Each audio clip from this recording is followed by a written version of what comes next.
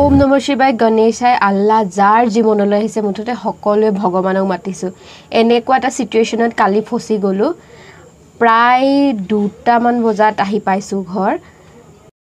আমি গৈছিলোঁ Don Bosco university তাতে আছিলে আমাৰ শুটিং নতুন এটা প্ৰগ্ৰাম ষ্টাৰ্ট হৈছে নাচ দা কিডছ বেটল বুলি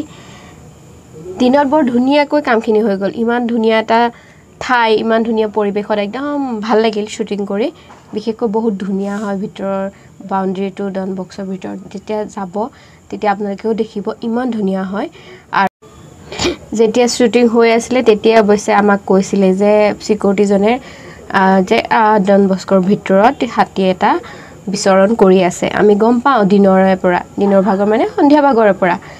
কিন্তু আমাক কৈছিলে যে বাহিৰত নাযাব আপোনালোক আমি হেমতে বাহিৰতো যোৱা নাছিলোঁ আমি একদম ভিতৰতে শুটিং কৰি আছিলোঁ তাৰ পাছত কাহিনীটো হৈছে কাহিনীটো ৰাতি আমাৰ শুটিং শেষ হৈ গ'ল শুটিং গোটেইখিনি পেকআপ হোৱাৰ পাছত যেতিয়া আমি ঘৰলৈ যাবলৈ ওলালোঁ তেতিয়া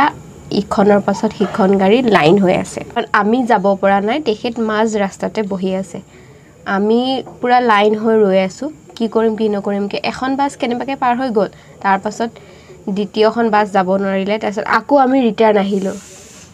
বহু সময় থাকি ভাবি তাৰ পাছত শাহিন বা মই আৰু আমাৰ ড্ৰাইভাৰজন যোনজন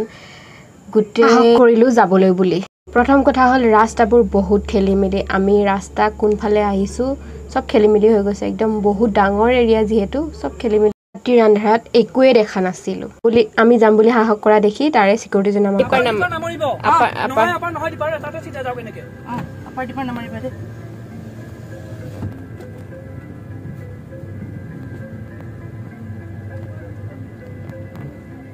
কোনপিনে দি যাম কোনফালে আহিছিলোঁ কোনফালে যাব দিছে ধীৰাজ বুজি পালে নে এইফালে দিয়া যায়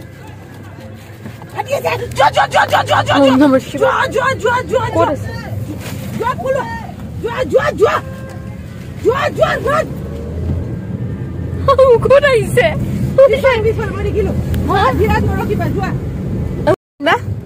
কেনেকুৱা লাগিলে এক্সপিৰিয়েঞ্চ চশমা মই হেৰালো নেকি ক'ত গ'ল মোৰ চশমা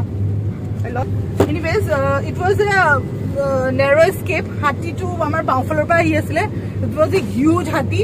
Oh my God! Dekhisu TV series and close view paisu moi jeta bahut horu asilo. Thanks to Dhiraj. Thanks to even Rashmi bahut guts loise. Ami Bismillah korisu, Om Namah Shiva korisu, Om Ganesh korisu, Ganeshai korisu, and really God is there. And we had a narrow escape, and it was oh my God.